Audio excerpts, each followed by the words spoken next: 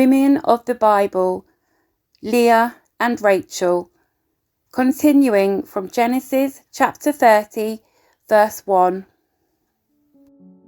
When Rachel saw that she wasn't having any children for Jacob, she became jealous of her sister. She pleaded with Jacob, "Give me children or I'll die." Then Jacob became furious with Rachel. "Am I God?" he asked. "He's the one who has kept you from having children." Then Rachel told him, "Take my maid Bilhah and sleep with her. She will bear children for me, and through her I can have a family too." So Rachel gave her servant Bilhah to Jacob as a wife, and he slept with her. Bilhah became pregnant and presented him with a son. Rachel named him Dan, for she said, "God has vindicated me. He has heard my request and given me a son." Then Bilhah became pregnant again and gave Jacob a second son. Rachel named him Naphtali, for she said, "I have struggled hard with my sister and I'm winning." Meanwhile, Leah realized that she wasn't getting pregnant anymore, so she took her servant Zilpah and gave her to Jacob as a wife. Soon Zilpah presented him with a son. Leah named him Gad, for she said, "How fortunate I am." Then Zilpah gave Jacob a second son, and Leah named him Asher, for she said, "What joy is mine! Now the other women will celebrate with me." One day during the wheat harvest, Reuben found some mandrakes growing in a field and brought them to his mother, Leah. Rachel begged Leah, "Please give me some of your son's mandrakes."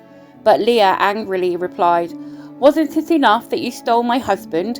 Now will you steal my son's mandrakes too?" Rachel answered, "I will let Jacob sleep with you tonight if you give me some of the mandrakes." So that evening, as Jacob was coming home from the fields, Leah went out to meet him.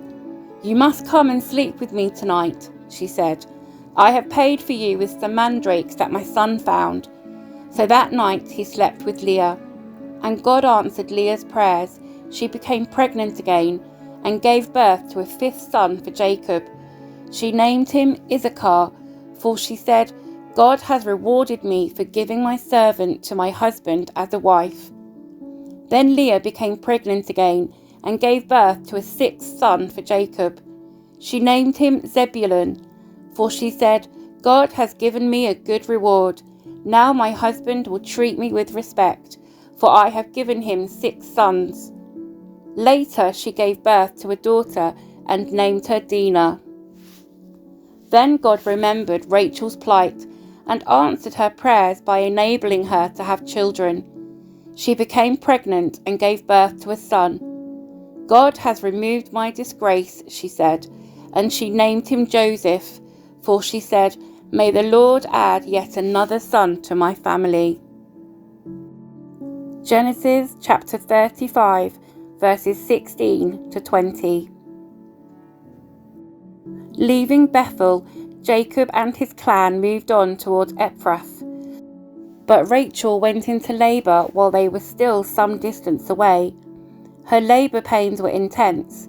After a very hard delivery, the midwife finally exclaimed, "Don't be afraid, you have another son."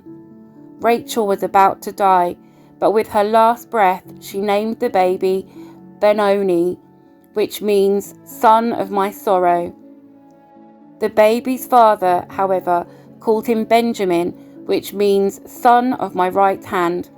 So Rachel died and was buried on the way to Ephrath, that is, Bethlehem. Jacob set up a stone monument over Rachel's grave, and it can be seen there to this day.